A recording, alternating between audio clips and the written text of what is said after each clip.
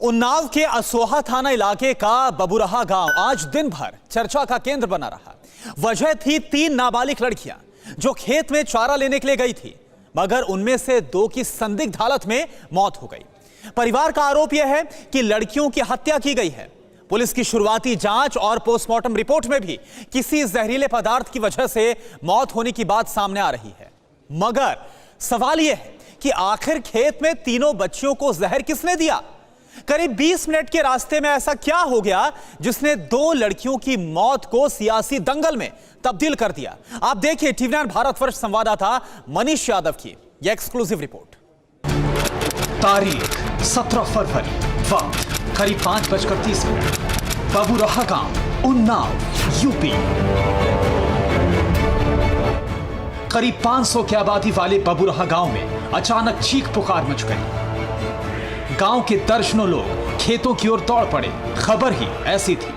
पता चला कि गांव की 3 लड़कियां सरसों के खेत में मरणासन स्थिति में पड़ी हैं। आनन फानन में तीनों को इलाके के सरकारी अस्पताल ले जाया गया, जहां डॉक्टरों ने 2 को मृत घोषित कर दिया, जबकि एक की हालत गंभीर देखते हुए कानपुर रेफर करना पड़ा। बुधवार की रात तक ये सब कुछ इतनी जल्दी हुआ कि किसी को ज्यादा सोचने समझने का मौका नहीं मिला। लेकिन गुरुवार की सुबह होते ही हंगामा शुरू हो गया। गांव के लोग वारदात के विरोध में प्रदर्शन करने लगे, तो पीड़िता के गांव को पुलिस प्रशासन ने छावनी में तब्दील कर दिया।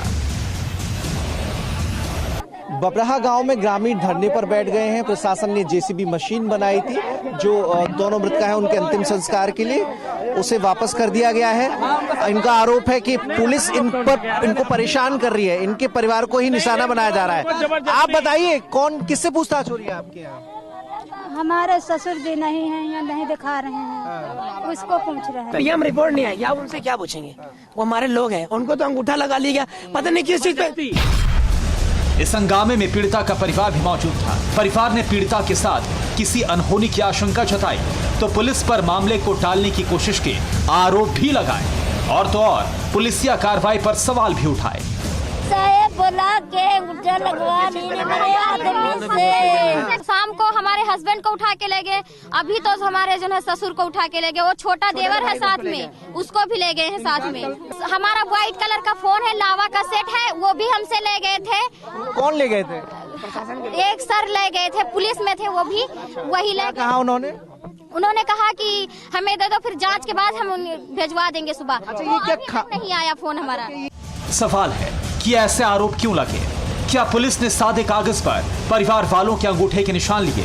पोस्टमार्टम रिपोर्ट से पहले ही अंतिम संस्कार की तैयारी की गई। पीड़िता के पिता और भाई से घंटों पूछताछ की गई। इन सवालों का जवाब है वो रहस्यमयी हालात जिसमें तीनों नाबालिग लड़कियां पाई गई। बयानों के वो विरोधाभास जो परिवार के सदस्यों ने दिए। मसलन किसी ने कहा कि लड़कियों के हाथ पांव बंधे थे, तो किसी ने बताया कि उनके मुंह से झाग निकल रहा था। यही वजह है कि पुलिस हर एंगल से जांच में जुटी है और घर परिवार से लेकर आसपास के हर शख्स से पूछताछ भी की। ये हम हर पहलू पर जांच कर रहे हैं, हर दृष्टिकोण से इसकी जांच कर रहे हैं और सारे फैक्ट्स को कंसिडरेशन में रखते हुए जांच कर रहे हैं। किसी भी संभावना को हम निगेट नहीं कर रहे हैं। फैमिली ने हमको जो भी बयान दिया है हम उसको वर्बैटिम ले रहे हैं और एज इट इज उसको लिया है। उन्हीं की तहरीर फिर मुकदमा भी लिखा गया है।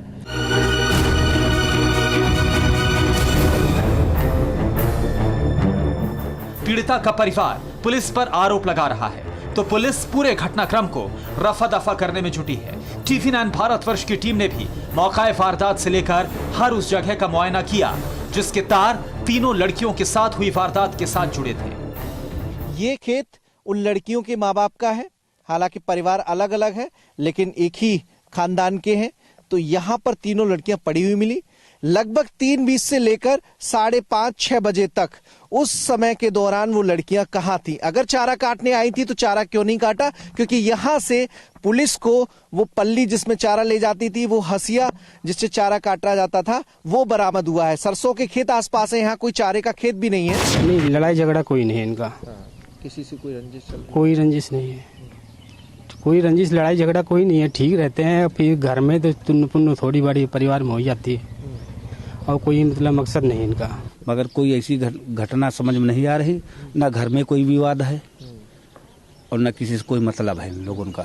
अब ये कैसे क्या हुआ है ये तो केस खुलने पे ही पता लगेगा। हालांकि सूत्रों के हवाले से कहा जा रहा है कि पोस्टमार्टम रिपोर्ट में मृत लड़कियों के शरीर पर चोट का कोई निशान नहीं पाया गया है। दोनों पीड़ितों की मौत कोई जहरीली चीज खाने से हुई है। दोनों के पेट में 80 से 100 ग्राम तक खाना मिला है और खाने में जहर होने की वजह से मौत हुई है।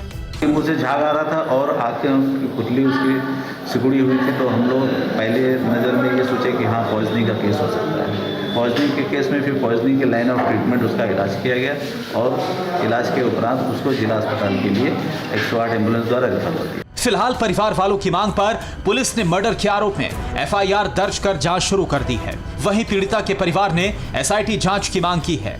जाहिर है उन्नाव के बबुरहा गांव में उन तीनों नाबालिग बच्चियों के साथ जो कुछ भी हुआ वो फिलहाल एक मिस्ट्री से कम नहीं है।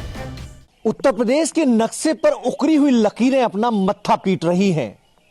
लखनऊ और कानपुर को मिलाने वाला हमारा ठिकाना यानी उन्नाव करहा रहा है। हर आंखों में एक सवाल है, हर जुबां पूछना चाहती है कि आखिर यूपी में बेटियों को सुरक्षित रखने की व्यवस्था क्या है। मनीष यादव, TV9 भारतवर्ष, उन्नाव। फिक्र आपकी, सोमवार से शुक्रवार रात 9 बजे सिर्फ TV9 भारतवर्ष पर।